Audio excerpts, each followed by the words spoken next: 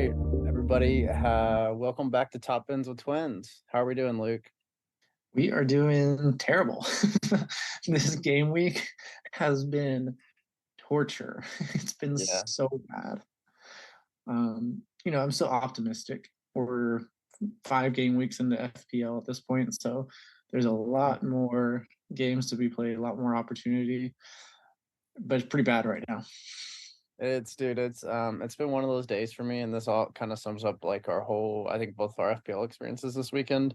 I went to Starbucks today, which I do go to a lot of local coffee shops, so people don't come at me for that. Like Starbucks is okay every once in a while, but I I went to Starbucks today and I ordered, and I went to the drive-thru, and there was this really nice guy. We were just chatting, and he was like, "So how's your day going?" And I said, "Thank you." it's just one of those days, and like, oh man, it just Just kind of how it goes. FPL weekend, like Just gotta we're ride the wave. You gotta ride the wave, right? we're gonna just move on past it, and we're gonna dive into a subject of who we think are gonna be the top 10 FPL assets moving forward, which Yes, I think is yes. gonna be beneficial for both of us to kind of focus on other things than Yeah, and on top of that as well, it helps everyone kind of reorient themselves after a really bad week, right? Whenever this happens, we want to rush to make transfers or transfer out all of our team. When in reality, I think a lot of people have really good teams. It was just a really bad week. Um, yeah, it was unfortunate, really. if you look at the top 10 scores of this week, I think three of them are more than 10% owned, right? Yeah. And that makes it incredibly difficult, right? So there's a lot more going on in this week that we can talk about. But I think as us Holland captainers, we can be very upset that he had 6 chances, and And literally could have had 4 goals. here's the thing: last year, if he got 6 chances at the right time of the season, he would have scored 7 goals. Yeah. Yeah, it's valid. It's That's just such a good point. frustrating. So those Madison, Son, Salah captainers, they dodged a bullet, honestly. So props to them. You know who you are. You know who we're talking to here. Yeah. Yeah, you um, know who you are. yeah, but I do want to say, after a bad week, that's fine. We bounce back, and keep going, and we learn from our mistakes. So, Exactly. That's part of the joy and the pain of FPL. You have weeks where you end up top 50 in the world, and you're like, man, I'm just flying. What do you say have that? you ever been top 50 in the world? Top 50K. Top Oh, 50K is what I mean to I say. was like, top 50. That's news to me. Yeah, no, that hasn't happened yet. But maybe at some point, you never know. That's the beauty of it too, the Yeah, unpredictability. Like sure. it's possible for that to happen. But yeah, I think just balancing as an FPL manager, balance is key. It's key It to is keeping for your sure. mentality in the right place. It's key to not making rash decisions. It's key to so many different things that Hmm. I think I think really the main thing is remembering that we are going into match week 6, right? Yes, And we are. there's 38 match weeks. So just keep it steady the ship. We're all Yeah, good. we've said this before too. The ranks are so tightly packed at this point. You say you have a good week, beat the average by 20, 30 points, you're going to shoot right back up. Um, I'm currently around, I think, 1.3 overall. In 2 weeks, I went from 60K to 1.3 overall. That's how bad it's been. Well, But easily make that up too. exactly. That's the thing, is there's Point. still lots of time to make up that ground. Paul, so at this point, how about we just briefly say how many points we got so everyone knows? We did put it out on our Twitter account. So be sure to go check that out. Like, retweet, share, whatever you may want to. At this point, just laugh at our teams, basically. Yeah. There were a couple people doing that. So it is what it Understandable. is. We're here But for the at the same banter. time, We're here for it. yeah, exactly. And I think one of our platforms, whenever we started this podcast, is we are here to learn about FPL as well. So whenever we have these bad game weeks, that's okay. We're trying to learn. We're doing our best like everyone else, and we're just trying to get better. Yeah. So Luke, this week I'm gonna end most likely on 35 points. Okay. And I had basically three returns for my team. I had a Ben White clean sheet, I had a Saka assist, and then a Holland goal. When in all actuality, like I mean, this isn't even a week. I feel like that could like at the Holland, obviously, like if he hauled and he had like what we talked about the XG, what he could have done, his big chances. Besides Mhm. Holland, like the rest of my players, really, I didn't feel like I was kind of robbed this week. You know, like some weeks like you leave a week and you're like, there's just absolutely no way this should have happened. But it was just kind of a down week, you know. Like I think like I had two Spurs attackers and they just didn't look good until the last 10 minutes of the match. Whenever Son was out and Madison wasn't really involved with the goals, you know. Honestly, I think they did have good opportunities. They possessed a lot of the ball. They had a It just ton of wasn't shots. working. It just wasn't coming Yeah, off. it wasn't even like final third. It was more like, that very final ball was always misplaced. Yeah. Never. I wouldn't say it's at a fault of any specific player, No. but at the same time, in that Spurs match, losing that clean sheet really killed me. Um, I ended up on 33 points. I went for double Spurs defense this week, thinking that Sheffield would not score. Of course, they did. With the pretty low XG that I feel kind of bad about them conceding, frankly. That sucks. But if I would have had that clean sheet, my week would be entirely different because I'd be looking at Madison 3 points, well probably two because he got a yellow card. But all around my team, I had three players return overall. That was it. I had Saka, his assist, Watkins' assist, which apparently he's turned into just an assist machine without knowing how to score. And then I had Holland returning as well. So it was a rough week. But, we go again, and there's lots of dead wood that I can cut out and improve my team. So Mm-hmm. And you have two transfers, right, rolling in the next week? yeah, two transfers, and I think I will be using both of them next week, with the plan of using a transfer in game week 7 as well, and then rolling one from into 8, so that I can then have two coming out of the international break. Good call. Good, good little, good little thought there. I Um, think so. anything else you want to mention about your team, Luke, or do we just want to kind of slide into our topic today? Um, no, I don't think I have anything else. I could definitely talk about my team, but I'm good. I think that's all we need to cover for the sake of the podcast. Okay. How about we take a little break and we come back and then dive into our top 10 assets for FPL. All right. All right, welcome back, everyone. So we are going to dive into our top 10 FPL assets for the upcoming game weeks. A lot of this I did kind of fixture proof, right? These assets, in my eyes, I saw them as being good assets, regardless if they're playing a top 6 team or if they're playing a team that just got promoted. So that's Interesting. kind So I of kind how of I didn't do the opposite, but like I really took fixtures into account when I did mine, Luke. okay, well that's good. Honestly, two Yeah. different ways to look at it. Yeah. So it kind of gives people a little different options there Yeah. within the team. So number 10 on my list, I went ahead and picked the young Irish Ronaldinho, Evan Ferguson, for Ferguson. number 10 on the list. Bold prediction there, right? That's something. Yeah, it is, right?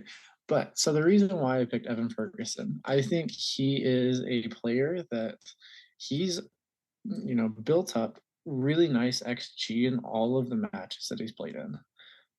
If you look at, so whenever they played, obviously everyone's going to think of Newcastle whenever he had his hat trick. He had an XG of 0.91, 3 goals. And then his other return was against Luton in game week 1, where he had an XG of 0.89 and scored 1 goal.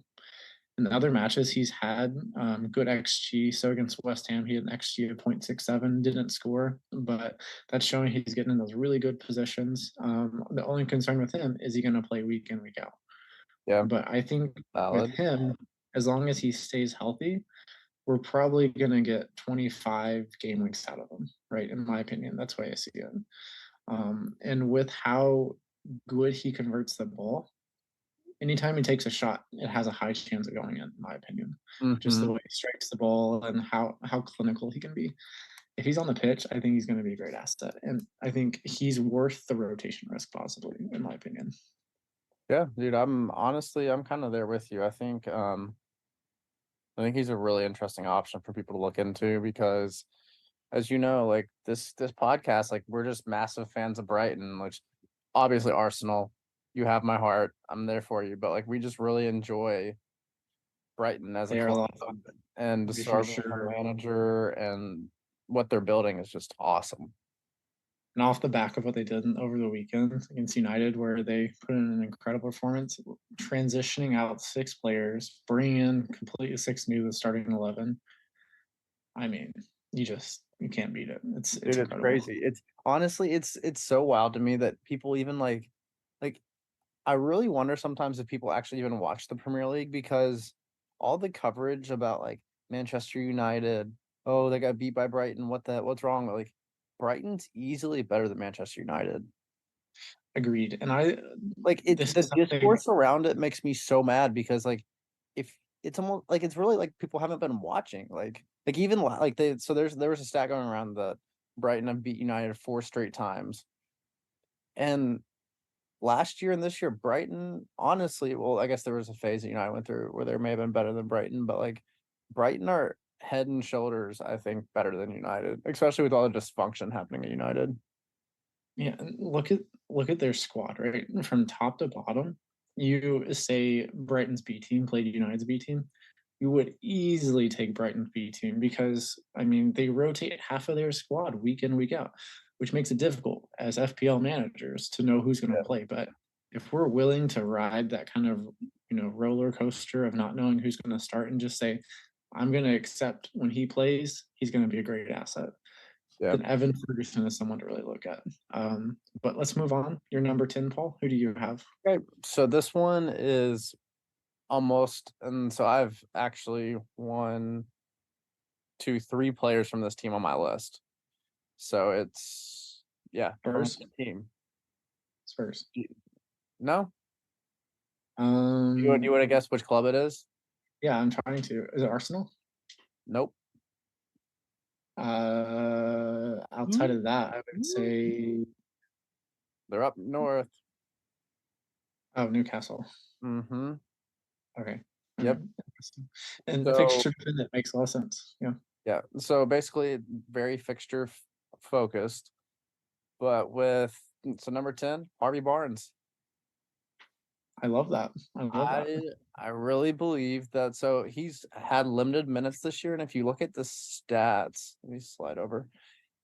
He actually has an XGI of so goals and assists, basically. 1.4. Expected goals and assists. Yeah, we have I think the websites we use different little different metrics, but I mean he's right around the same XGI as Isak, Gordon, and he's ahead of Tonali. Like and he's played a lot like less minutes, especially than Gordon. So for him to be on par with that, I think that speaks a lot to like how much he brings whenever he's on the pitch. Agreed. Agreed. And like we always talk about, one of my main things is I'm like I want an attacker that's going to be involved with stuff and they're going to be a focal point. And I feel like whenever he's on, he's going to make stuff happen for this team. He will. I mean, we saw that at Leicester, right? He, Hmm. if he was healthy, he'd have these really nice runs of form. He terrorizes leads for years, scoring a goal in almost every game he played them. Yeah, Um, yeah. but I think he's a good shout. Do you have another Newcastle asset as number 9 that we could pivot to, or okay, then let's go ahead and I'll do my number 9 then. Yeah, If that go would. for it. So number 9 on my list. As of last week, a lot of people would have had this person, probably 2 or 3 on their list. But Mm. this shows how week to week can change. And I have Son as my number 9. He No is, way. I do, yeah, because of his XGI. And I think that Richarlison goal is going to kind of put Richarlison back on the menu as a number 9, which is not good for Son's stock, in my opinion. No, it's not. So the reason I say this, I honestly want to have Son in my team, frankly, really like looking at it. Mm-hmm. But the next two, they have difficult fixtures, which I really don't think are difficult. I think there are going to be lots of goals in there in those games against Arsenal and Liverpool. That's not something I'm overly worried about. Yeah, I think the North London Derby is about to be crazy. Incredible. Yeah. And that one, it's an early fixture too. It's earlier And in the it's day, 9 o'clock on Sunday. Sunday. Um, Sorry so to go ahead. no, I honestly, that's pretty much all I have on Son, honestly. But I think, he's a great asset, but as of now, maybe pump the brakes a little bit. That's the reason why he's a little bit lower down the top 10 list. Yeah, so it's funny, like I had that reaction like because Son was number 9 on my list too. Real Mm-hmm. great minds. Yep, right up here, right up here. But kind of the same reasons you like if he was playing, if we know he's nailed on to play that striker role, like you said, even with the two somewhat tough fixtures they have coming up, he would be nailed on and he should be top 5 in both of our lists if he was nailed on and we were certain he was going to be there, but we're not now. We're really not. Like you said, with the Exactly. Charleston performance and them being in Europe, like I just have a little speculative feeling, right? I think he will return at least in one of those next two fixtures, right? Because I had this like sneaking suspicion that Brighton were going to score a lot of goals at United, and everyone seemed so surprised when Brighton beat United. yeah. Not surprised at all, right? But the surprise was who's playing and how that eventually came out. So I have a similar feeling about Son returning in these next two. I don't think they're quite as hard of a fixture as everyone is alluding to, in my opinion. Yeah, I think it's one of those things that like with Arsenal, like the way Arsenal's going to want to control that match is going to cater to Son getting something on the break, you know? Mm-hmm. And yeah, I think it is more difficult though, because like, I mean, in the hat trick game, like it wasn't Saliba, it wasn't like top the line defenders. So we'll see how that goes. And I also one last little thing on Son. I think it's very likely Tottenham could get a pin at some point against Arsenal, Liverpool. Those are big games. Mhm. There's a lot of pressure, and pressure can lead to some poor decisions by defenders, people in the back line. And Mhm. we think the Son's on pins, so another good reason to have him in the team too. Yeah, no, I completely agree, Luke. Let's see. Do you want me to go ahead and do my number 8 since I Yeah, already go ahead. Yeah, let's pass mine? it over to you. Go for it. Okay, so this one honestly I could slide him a little higher, but I kind of just settled on him for where he's at. But it's Diaby from Aston Villa. Oh, very interesting. Good. Mhm. And He is on my so list as well, but he's higher up. yeah, I think like honestly I see like my 6, 7, and 8 kind of interchangeably. But like Diaby, I think we could both really agree that like it seems like if anybody's gonna have like consistent returns and goals because Watkins just isn't what he was, or he's just playing differently this year. Diaby Just seems like the best option to be in the Villa attack, which they have a run yeah. of fixtures coming up where it's Chelsea, Brighton, Wolves, West Ham, Luton, and Nottingham Forest. That's a really good Mhm. run. Yeah. That's Yeah. very enticing, and I think that's something that we probably want to be part of as FPL managers, you know? Yeah, no, I agree. In all transparency, Diaby's on my list. He's just higher up. So Yeah. I'll kind of highlight what excites me about him a little later on when we Mhm. get to it. But I think he's a great shout in that area, for sure. He really is outperforming his XG, XA, all those, and that's what we want to see. Someone who's efficient and doesn't waste their chances. Mhm. Ollie Watkins. Yeah, this man's struggling right now. He is.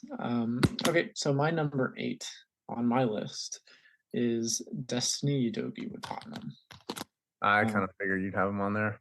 he's got to be up there for me, frankly, just because of how many points he's returned to this point at Mhm. his price point, Yeah. right? He was one of those kind of like diamond in the rough picks that, I mean, he opening week 1 point, which is not great. Mhm. He comes back with a 5 pointer against United, 12 pointer against Bournemouth, and then a 5 pointer against Burnley, and then 2 points against Southampton.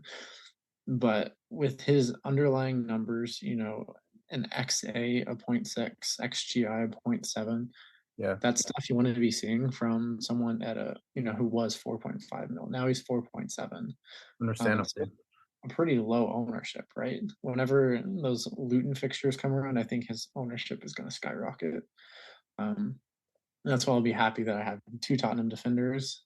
But at this point, Poro is going to be on the bench for 2 weeks. So Yeah.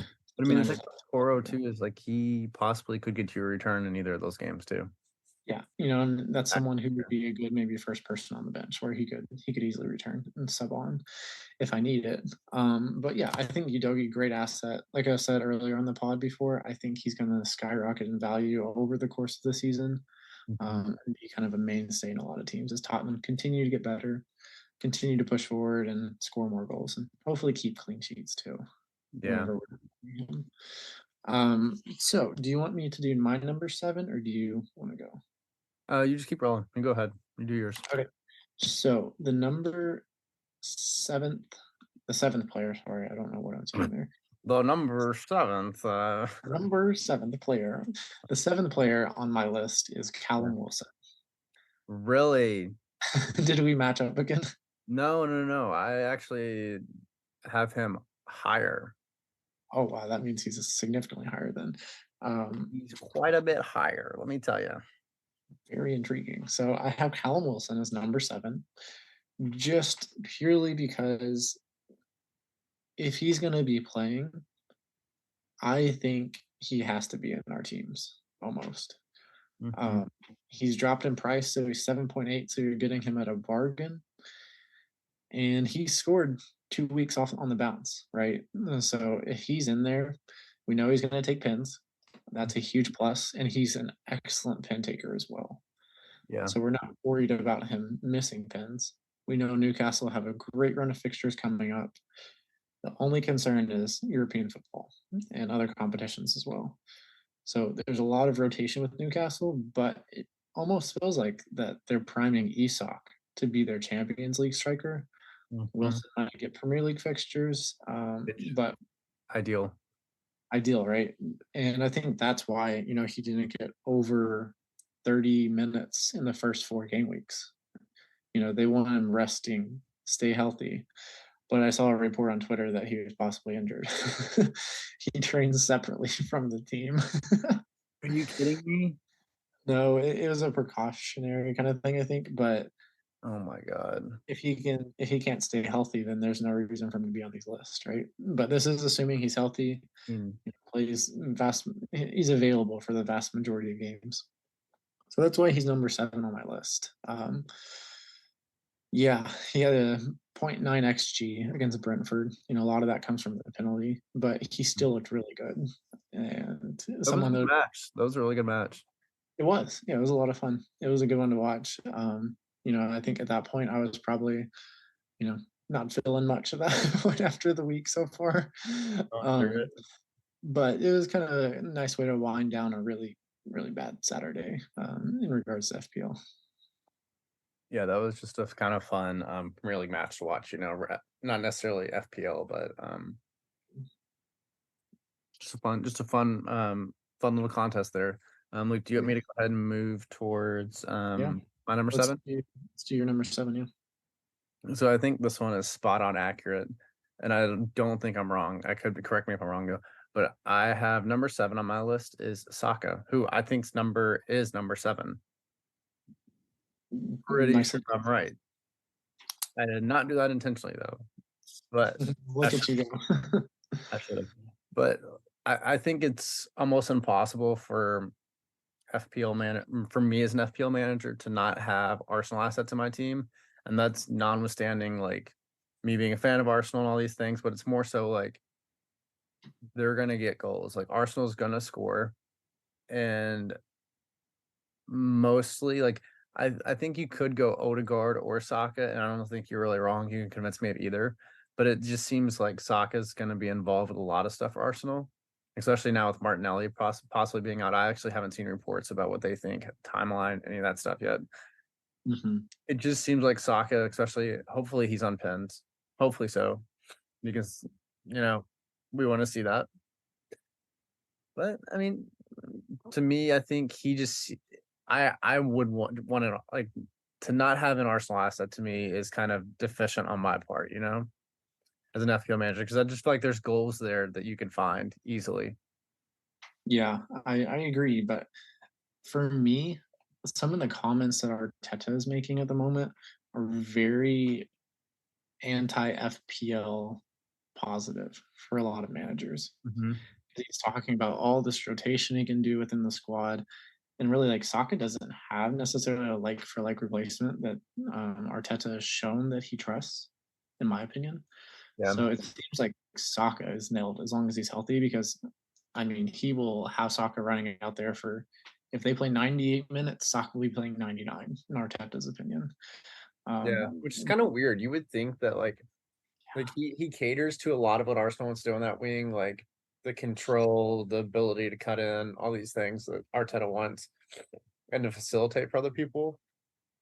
But realistically, I mean, like they've reported that he's had an Achilles issue from last year that's kind of rolled into this year. Like you would think they'd kind of pump the brakes a little bit on him playing every minute of every game, you know?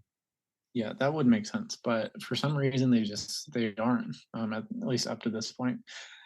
I think a lot of people honestly kind of thought about transferring him out this week, in my opinion, just because, it was an easy move to go from him to Son. Hmm. And I thought about it a little bit. I'm very glad I didn't because that would have been transferring out one of my three returners for Son. So I don't know. In my opinion, I think Saka is a keep for now, but I would keep my eye on him. Coming up in game week 8, Arsenal have Manchester City. That's going to be a really difficult matchup.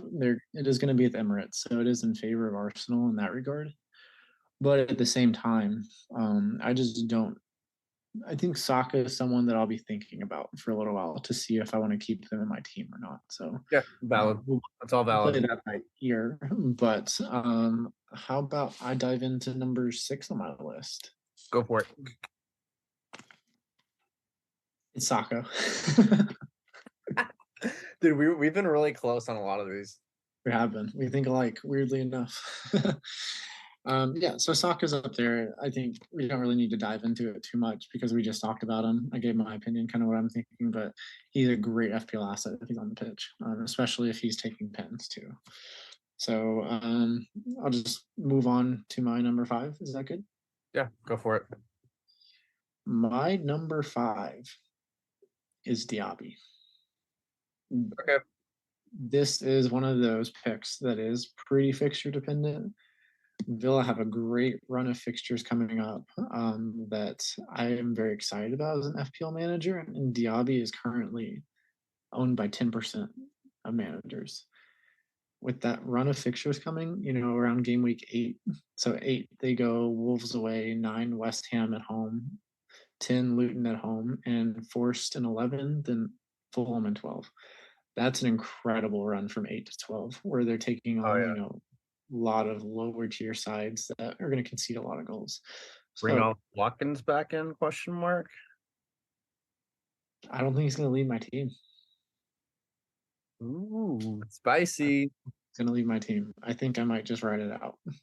But that's up for, that can be a discussion for a later podcast. Yeah, yeah. Keep sorry to interrupt your flow there, Luke.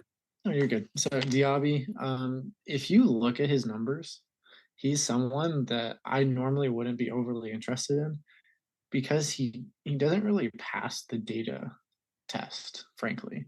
He has an XG of 1.1. He has an XA of zero point 0.8. So he's Yeah. an XG of 1.9, but he has 2 goals and 2 assists. So he's outperforming both XG and XA. And the thing is, he's taking up good positions with Villa's the way they're set up. So I'm very happy with how he's returning up at this point, and I would expect, as they're playing easier competition, that his chances are coming thick and fast, right? To the point of where he's someone that I think a lot of us are going to have in our teams. And like look at Kyle's wildcard team, Diaby's in there for a reason. Yeah. He definitely picked him for a good reason. So someone that I think we'll all be looking at, and maybe at some point a must-have. I don't know. Yeah, I think you bring up valid points there, Luke. It's somebody that if you're not bringing him now, you should probably be aware of him and keep him on a watch list, like you kind of said. Hmm. All right, let's go over to your number 5. So it's actually my number 6. Oh, let's backtrack then. Yeah. Yeah, let's do simple math. All right, so do you want to guess? We can play a game. You guess, see if you can guess my number 6. Trippier. Very close. James Madison.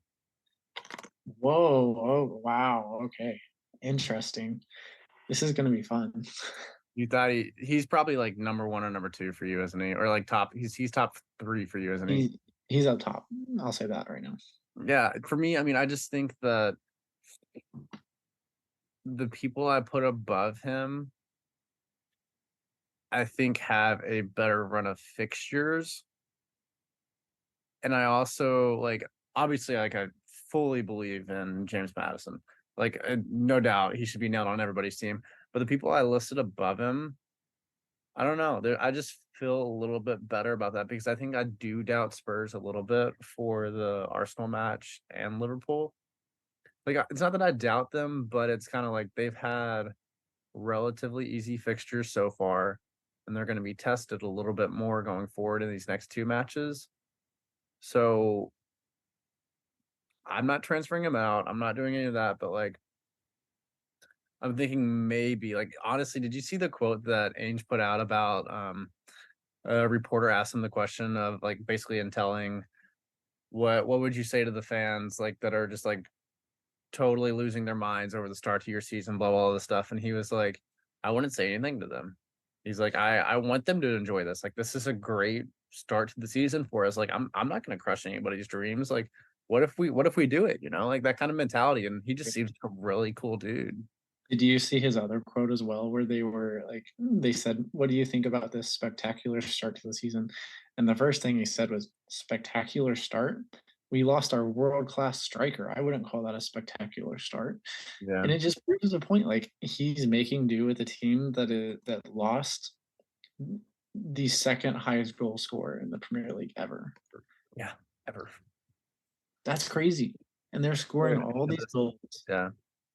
with, he's not piecing things together, but it just goes to show like in order for a team to be good and progressive, you have to put everyone in the right positions to succeed. And he's Mm. doing that.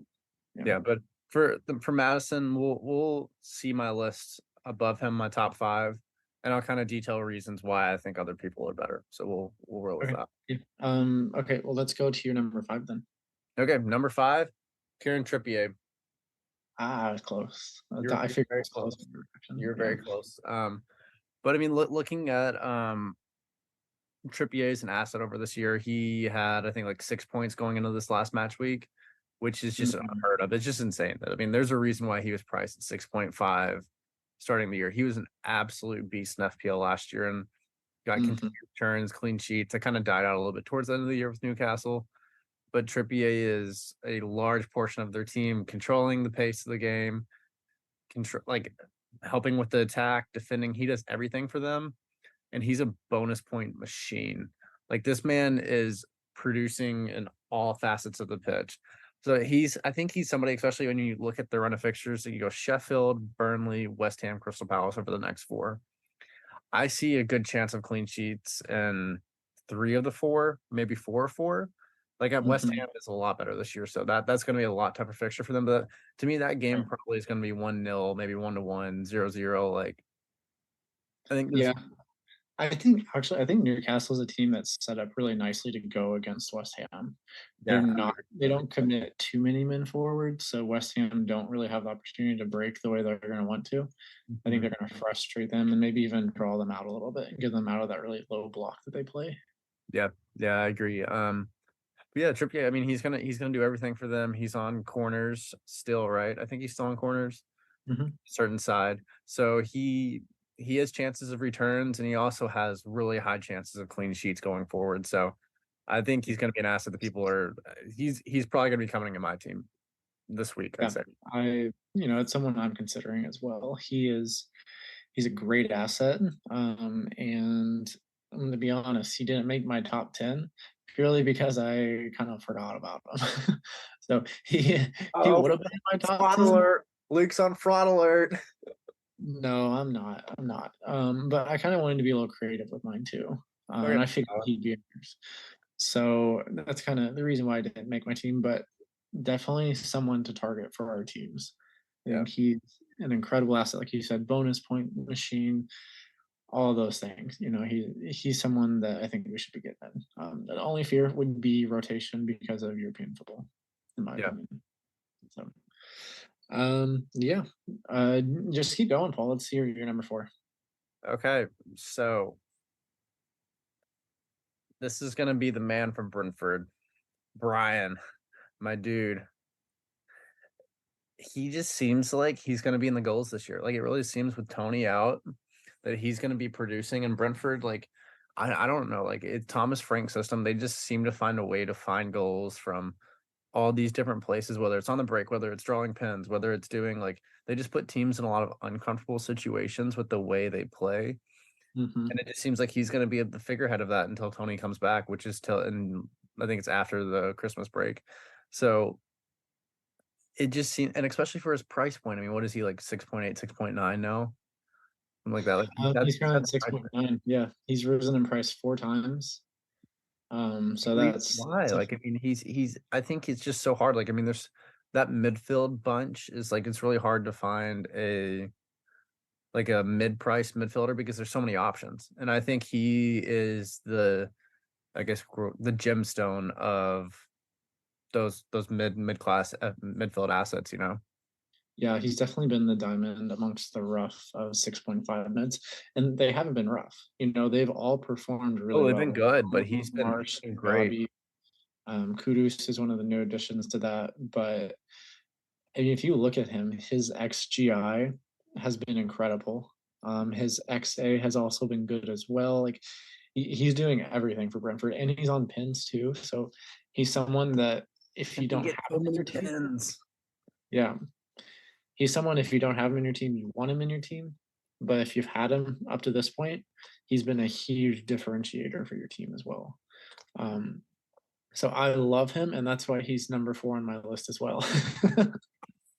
Man, we're killing it. I knew we'd be pretty similar, but we're right on. We are. Just some stats to highlight to kind of build off of what you're saying. According to the FPL official FPL website, he has obviously 4 goals scored, 0 assists, an XG of 4.1, an XA of 0.9, so an overall XGI of 5. So he's even underperforming his numbers, which is kind of crazy. Mhm. Um, and I mean, let's be honest. I don't think we expected any crazy returns from him against Newcastle. That's going to St. James. That's a Tough match. really difficult matchup. You don't necessarily, and I think honestly, Brentford can feel like they were kind of a point was stolen from them with that penalty shout. Mhm. That was, if a Brentford fan is upset about that, I could see why they'd be upset, in my opinion. Yeah. But all around, they have amazing fixtures coming up too. With Everton at home, that looks very juicy. With how bad Everton have been up to this point, they have Nottingham Forest away, which will be difficult. Going to Forest always tough, and we'll see how that pans out. But then they've United away, which actually turns out maybe it's a great fixture. Everybody make sure you target Manchester United on your fixture list this year.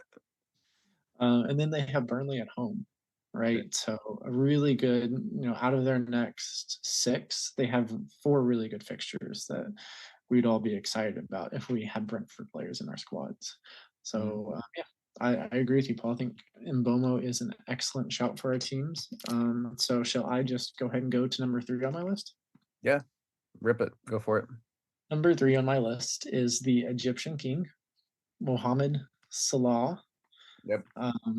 I think that he has been overlooked vastly this season by a lot of the FPL community because of his price point, right? We see this and we get worried about how expensive he is. And that kind of throws a lot of people off.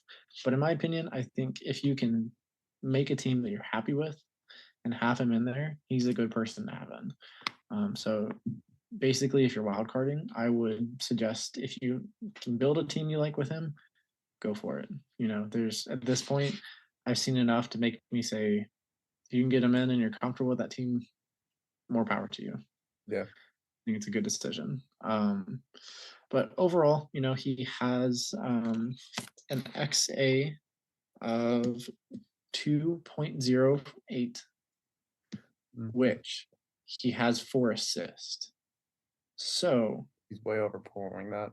if we look at this, he's vastly overperforming his XA. He does have an XG of 2.7 with 2 goals, so he's underperforming his XG. Mhm. Um, so it feels like the returns might be justified overall, but that XG is spiked by that penalty he missed. Yeah. And he eventually converted it, but you know his XG is not where you want it to be necessarily for that price point. So it's going to come down to individual managers, but I think he has to be in everyone's thoughts. If you can get him in and you're okay with that price point, then he is almost a must-have at this point. Yeah. I totally would agree with you, Luke. He actually is higher in my list, but we'll talk. Honestly, I agree with all your points, and we'll just kind of point back to that whenever I bring him up on my list because I think I know the price point is difficult, but what you're going to get out of him, it's consistent, It is. Yeah, something you need. I All agree. right. So number 3 on my list is Callum Wilson.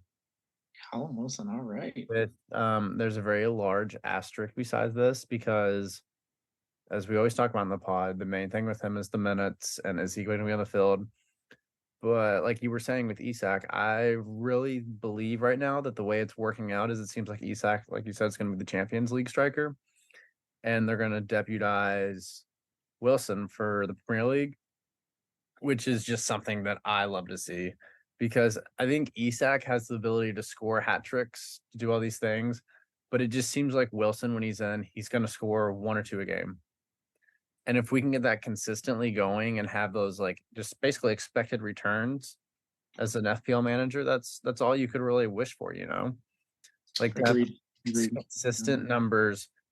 That's how we avoid weeks like this week, which Try means to. we try to. We really just try to hedge for that because like this hurts your weeks like this hurt your overall rank, they hurt your morale, but part of it is just having the right thought process. And I think if Wilson has the minutes, if he has the time on the pitch, he's gonna get he's gonna give you consistent returns. Yeah. Yeah. No, I completely agree with that. There's a reason why he was in my top 10 as well. I think he's a great asset to have. Someone that at this point, I mean, with his ownership, I think I don't know what it is at the moment. I think it's around 10% or so, maybe. Let me look real fast. But with that ownership, he is a great asset because he can be really explosive too. Yeah, That's what we're looking. Yeah, he's at 5.3 ownership right now, yeah, uh, great differential. and with great fixtures coming up too, definitely a good person to have in the team. Yeah, like obviously you can tell from my list, I'm super high on Newcastle going forward. Just because Mhm. they had a rough start of the year, but it was like their fixtures are so difficult. Yeah, Like and if they you had look really at it, good fixtures. their points total overall in the league and the table was above where they were last season, right? So a lot of this is knee jerk. It's early on. There's a small sample size, but Newcastle are going to be just fine, in my Yeah, opinion. and also another big thing too with Newcastle is they've had a lot of new pieces they're integrating into the squad this year also. Yeah, So it's kind of just like a kind of trial period where they're trying to figure everything out, get familiar with each other, and I think we're gonna see over these next couple fixtures who Newcastle really are, and I think there's gonna be a lot of goals and probably a lot of clean sheets involved too. So yeah, and we see hints of that with against Brentford. I mean, they had an XG conceded of 0.54, right? That's really good. I mean, that's returning to who they were last season. That was their identity, is just being solid at the back. And I think that's something they might pivot more back towards a little bit yeah, because they're conceding more. Like Brighton, they conceded 3 goals. Liverpool, they conceded 2. Brentford 0. So they're moving in the right direction there. That's what we want to see, especially if we're bringing in those defensive assets, which is obviously not Wilson, but what? um, No, that's what I've been saying, dude. I think he's gonna play as a center back. That's what I've been saying this whole time. An out of position striker playing center back. That would break FPL. Somewhere Pep is listening to this podcast, being like, "This is it. This is it." He's thinking that means Philip must play as left back. No, pause. What are you sitting here thinking? Is I need to get Harry Maguire. He can score goals. Oh man, let's not beat him too bad. Harry Maguire's already gotten a bad enough reps. No, I feel bad. I feel bad for him. I do. At this point, I feel bad for him. Okay, moving on. Number 2 on my list. Go ahead. James Madison. Okay. I will not argue with you on this. I think we just have different placements and everything, you know. Yeah, he's at the heart of everything that Tottenham are going to do this season. If he stays healthy and is, nothing drastically changes within their system, James Madison is going to be a must-have for every single team, in my opinion. Every match week of the season too. Yeah, someone who's fixture proof, who I don't know if you necessarily would want to captain him. You could get it correct, on a given week, perhaps. But I just see him as someone who's continually ticking away. I have a question. Go ahead, sir. What is your question? What do you think is the maximum price point? Like, let's just say we're like reclassifying price points right now. What's the maximum? Sorry, I had a little technical issue there, but what's the maximum that you would pay for him to be in your team? Like, if he was at a solid number, would you still have him in? No, no, that's too much. That's way too much, in my opinion. I think if he's between 9 to 9.5, I would go for 9.5. I think. With Like the Rashford price point, basically, somewhere around there. Yeah, like if he was at the same price as Son, I would definitely have him over Son, in my opinion. Yeah. But at the same time, that's half the reason why he's such a great asset, and why I think he should be in everyone's team is because he is underpriced with how Spurs are playing, how forward thinking they are, and he's on set pieces. He takes corners. All of these things adding up together just make him a prime FPL asset to own in our teams. Yeah. At this point, just to look at the underlying numbers, he's an XG of 1.8. He has an XA of 2, and he has 2 goals and 2 assists. So he's about on par with his numbers as of now. And, they've played Brentford, Manchester United, Bournemouth, Burnley, and Sheffield. So amongst all of those, coming out with about on par on your goals and assists is something I'm happy with. And their fixtures do really turn at game week 8 with the start of Luton away, and that is a very, very enticing fixture. Yeah, and like we've said, I think I'm skeptical of Spurs a little bit going into the Liverpool and Arsenal matches, but I also think that they're still going to score goals. Like I'm skeptical of them as a team and getting like results from these, but as FPL managers, like I'm not worried about Madison getting returns. Like I think he's going to be involved with whatever they do. You know, Think about this, right? Compare the way Spurs have been playing to Arsenal. Who do you think is in better form? Spurs. Right. And at the same time, with Martinelli out, that's a major, major player for them that is going to limit a little bit of how they play. Trossard's amazing. He's incredible.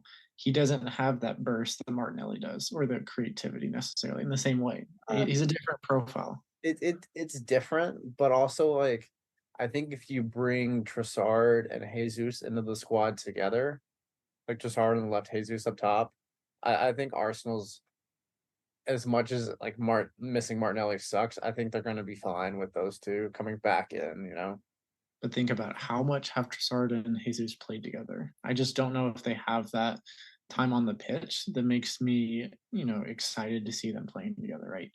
If it was Martinelli on the left and Jesus up top, I would feel much better about that. so yeah, I Just mean, how I'm kind of comparing them to. so just for the type of players that Trossard and Jesus are, and their ability to play in tight spaces and honestly just wreak havoc on defenders. I'm not worried about it at all. I'm really not. Okay. Yeah. No, that makes sense. I get that. But in my opinion, I'm trying to say I think that Tottenham are going to score a lot of goals over the next 4 to 5 fixtures, and James Madison is going to be at the heart of a lot of what they're trying to do there. Okay. Yeah. No, I agree with you there, Luke. All right. So do we want to slide to my number two pick? Let's do it. It's the Egyptian King. As you Uh, mentioned earlier, I think yeah. their run of fixtures are really turning well for them. Let me see. I can pull it up real quick. So they have West Ham, Tottenham, Brighton, Everton, Nottingham Forest, and Luton. And I think if you look at it, the West Ham, these fixtures aren't necessarily the best run of fixtures, or not the best isn't the right way to phrase that, but like looking them on face value, they're not easy fixtures as for Liverpool as a club. But I think for Salah, there's going to be goals and assists in all these games, really. And Hmm. for what he does and the way he's like kind of adapting his game now to not just being a prolific goal scorer, but he's also turning into a great assist man now.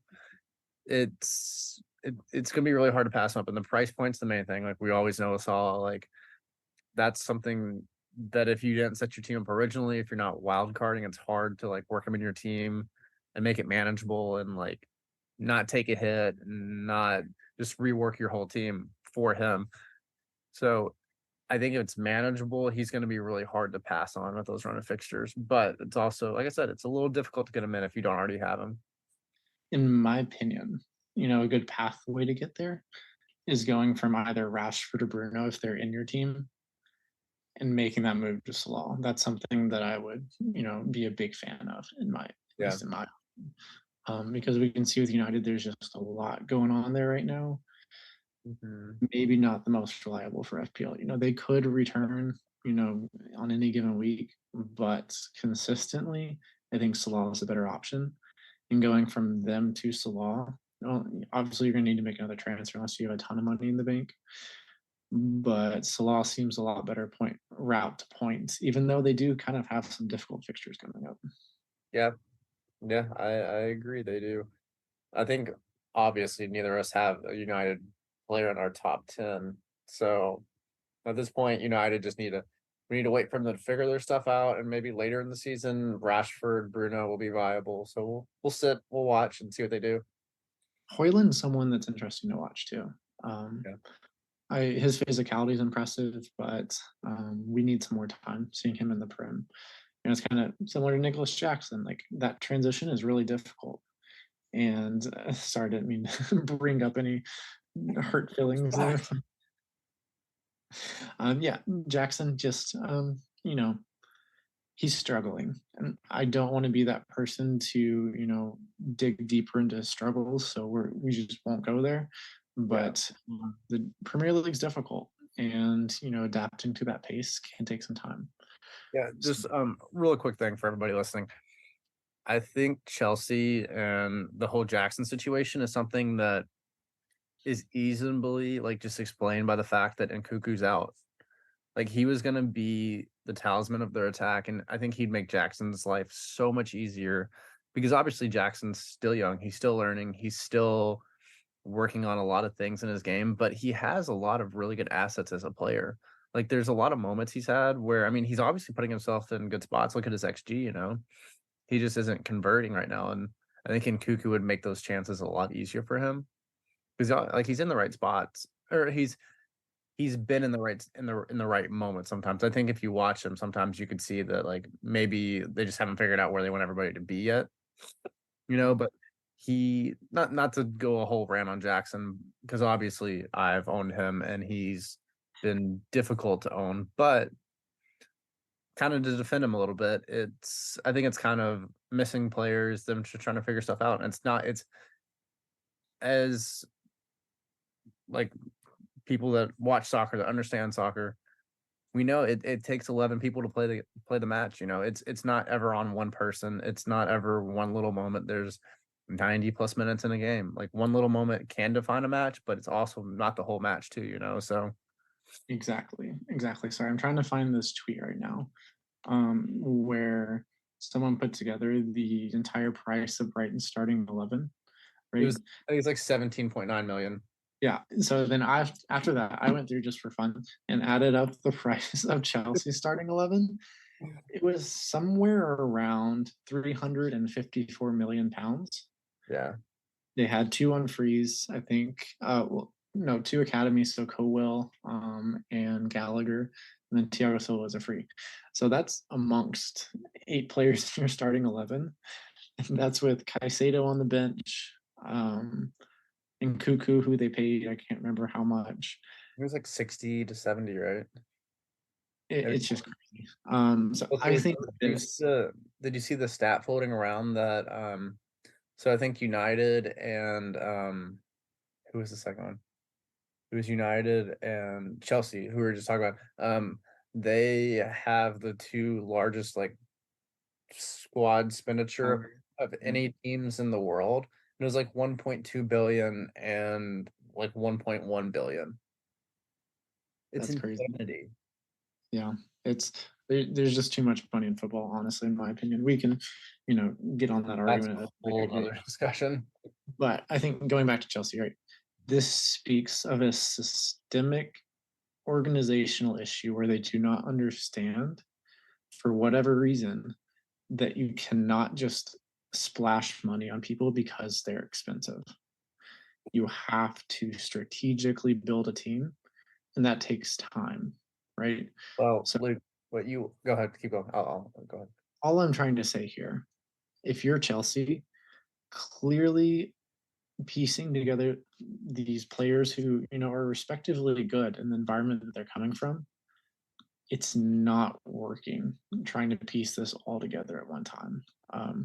So I Yeah. think they need to change, or they just need to lower the expectations, knowing that we spent a ton of this money, but let's say it's going to take 2 years, right, before we're really kind of competing and maybe one of the, like, even looking at top six again. And I don't think they want to do that. So I don't know what the answer is for them, frankly.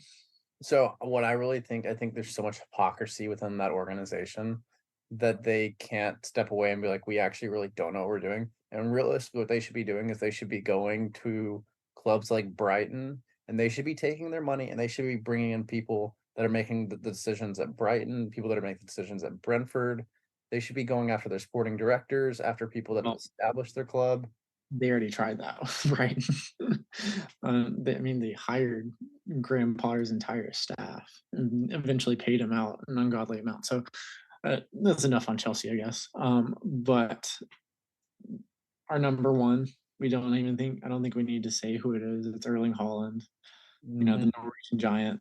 He had a bad week this week, game week 5. Would have loved for him to get a hat trick. That would have been very, very nice, but unfortunately he did not. But nevertheless, Holland is the best FPL asset in the game right now. There's no question about it. His ceiling is who knows where, right? I wouldn't be shocked if we have a 4 or 5 goal match at some point from him. And his floor, almost every week, regardless of who they're playing, you feel like he's going to get at least 1 goal. Yeah. And with a lot of captaincy, we can't say that. So Holland, in my opinion, has to be number one.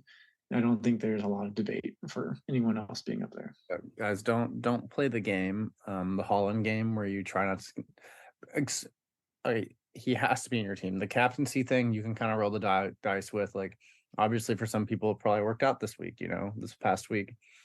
But just remember, there's always the chance he can get 3 goals and 2 assists in honestly any given match. Yeah. He's just that explosive, and he's in the system Manchester City played. They're trying to figure what they are this year out. And whenever they really figure it out, he's going to be even more unlocked again. Like I don't think he's going to touch the goals like that he got last year. That total, I don't think so. But who knows? We'll see. Like he's going to go through spurts where he's going to just get a ton. I don't know. I think that this season, the 3 promoted sides are not nearly as strong as the 3 that were last year. I see where you're going with this. And in my opinion, that means that he could easily have that 4, 5 goal like he did in Champions League last season. Mhm. and that is going to skyrocket his total. Say he does that twice. I mean, Mhm. if he gets 10 goals across 2 games, he could easily beat what he did last season. Yeah. So, Yeah. um, something to keep an eye on. Fear not captaining Holland because we all should. If you go against him, be ready to be burnt. I was burnt once this season already, and I will, be very scared to go back in and get hurt again. Yep. It's a dangerous game to play. It is. Well, I think we are at the end of this pod. Paul, do you have any closing thoughts for our listeners? I think like we kind of talked about at the beginning of the podcast, and we talk about this a lot as FPL managers, that let's just remember there's 38 match weeks. We're going into match week 6, so we're still early on. There's a lot of ground to be made up. There's a lot of ground to be lost if you start really well. So just maintain the course, do your research, play your own game. I think one of the big things I want to tell people to avoid is don't fall into the trap of looking at people's teams on Twitter or YouTubers or all these different things. Like, build your own team, but if it lines up with what other people are doing, that's perfectly fine. But play your own game and do whatever you want as an FPL manager. It's your team. One of the funniest things I thought that I saw on Twitter this week, or at least over the weekend, was seeing people trying to fight to see who had a worse week. Where it was like, Yeah, hey, I'm 8.6 overall, but then someone's like, no, I'm 8.65 overall for the week. And that's just kind of a little fun part of FPL Twitter that I yeah, thought was really funny and non-toxic, which is good to see. My last point that I think I'll make is, well, last 2 points. I would not make any rash transfers because of one bad game week. Mhm. It's very easy to do that. Very easy to be upset with specific players that they're missing chances. But keep in mind that if you pick players, you pick them for a reason. Continue to believe in them unless it's been, unless it's been all 5 game weeks where they're really just out of form or not playing, not in good positions. Then it's time to make a change, I think. But um, yeah, so I think that's my final point, and also my my second final point, be careful about European competitions. Definitely don't make those transfers Yep. before teams play. We want to make sure they're fit and healthy, and let's hope it doesn't happen, but players pick up injuries, so be careful about who you're transferring in if you're doing it early. Yeah, I think that's a really good point. Like the European fixtures they're back, they're right back here. So we got another added layer of FPL has come across Yeah, this that's true. Yep, we got to be careful. So, year. well, I think that's going to do it for us. Thank Mhm. you guys for joining us. It's been a really fun podcast. It was cool to just lay out the top 10 FPL assets. So, we hope you guys enjoyed this as well. And we will talk with you next week. All right, bye everybody.